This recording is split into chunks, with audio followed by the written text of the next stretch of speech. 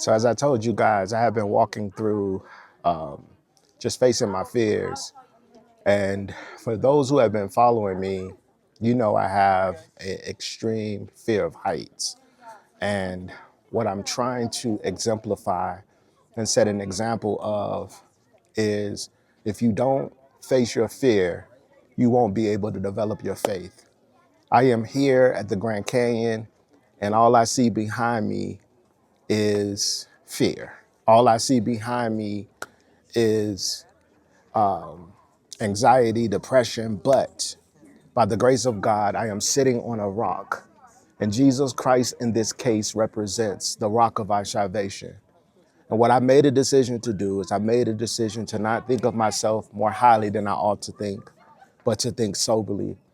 And as I begin to think soberly, God has dealt me a measure of faith that has allowed me to overcome my fear and develop my faith. And so much so that I'm here at the Grand Canyon, I am able to look my fear dead in the eye and say, I will conquer you in the name of Jesus. The reason why is because I'm a victor. The gospel of Jesus Christ is a victory gospel.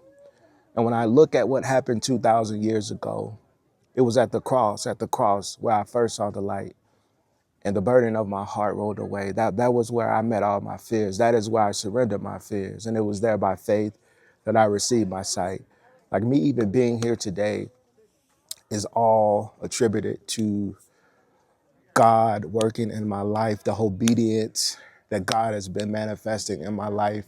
These are the fruit of obedience. So I wanted to share this with somebody because I am a humble servant from Jacksonville, Florida. I grew up with nothing, but God is allowing me each and every day that I live, as long as I make a choice to choose faith over fear, to choose Him over the enemy, to live a victor life rather than a victim life. And I don't know who I'm talking to today, but there's somebody out there who has been losing.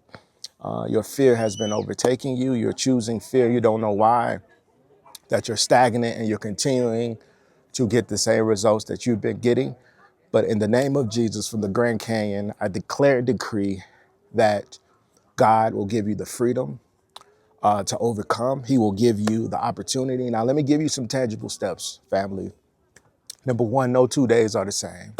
So yesterday, if you watched my video, I was in my neighborhood. It was very dark.